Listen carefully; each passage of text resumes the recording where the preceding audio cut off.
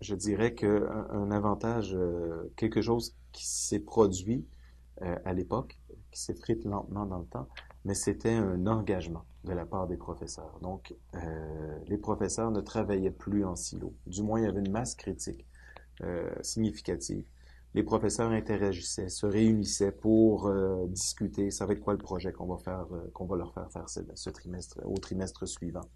Les professeurs, il y avait des séances de rétroaction, donc les étudiants avaient des représentants et ces représentants-là rencontraient l'équipe professorale de la session, faisaient une rétroaction, les ajustements, comment est-ce qu'on corrige le tir et tout ça. Alors c'est quelque chose qui était très fort au début. Ça s'est effrité avec le temps. Encore une fois, est-ce que c'est l'effet programme, l'approche programme qui a perdu de son pouvoir? Est-ce que c'est les étudiants qui devenaient de plus en plus critiqueux, chialeux, exigeants? Les professeurs, finalement, disaient, ils sont jamais satisfaits, on doit tout changer tout le temps. Alors, on sentait moins la présence des rétroactions.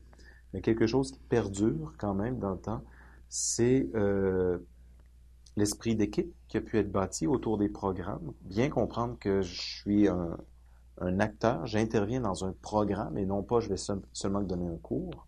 Ça, c'est quelque chose qui est encore là. Peut-être pas aussi fort qu'à l'époque, mais c'est encore là. Et tout l'aspect, toute l'importance accordée à l'enseignement à la faculté de génie, dans la tâche professorale, pour plusieurs profs, on a même modifié notre convention collective pour reconnaître davantage les contributions de certains professeurs. Alors, de façon explicite, nous, ça faisait longtemps que toutes les activités associées à la recherche, donc si j'ai plusieurs étudiants gradués, ben, que je dirige plusieurs étudiants gradués à la maîtrise ou au doctorat, ben, ça avait une équivalence en termes de crédits. Donc, dans une année, un professeur devait donner jusqu'à 12 crédits de cours, mais s'il y avait des étudiants gradués, ben, ça tombait à 9, ça tombait à 6, et ainsi de suite. Donc, il y avait une bonne valorisation de l'aspect recherche. Maintenant, un professeur qui faisait peu de recherche pouvait donc donner 12 crédits, mais pouvait être le professeur qui portait les projets de session. Il pouvait être également un coordonnateur de session, donc il faisait beaucoup plus que les autres en termes de cours. Il n'allait pas juste donner une activité, il était très investi et portait finalement à bout de bras euh, certaines sessions et il n'y avait pas de reconnaissance formelle.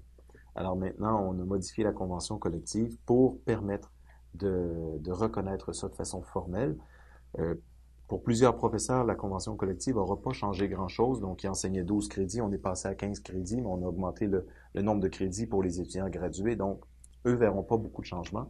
C'est les professeurs qui s'investissaient beaucoup. Ils disaient, ben moi, je donnais 12 crédits. Maintenant, la nouvelle charge est à 15 crédits, excepté qu'on reconnaît que je fais plus sur le volet de l'enseignement. Donc, je continue à donner mes 4 cours, je continue à faire la coordination, et aux yeux de mes pairs, j'ai une charge de travail qui est au moins équivalente à eux.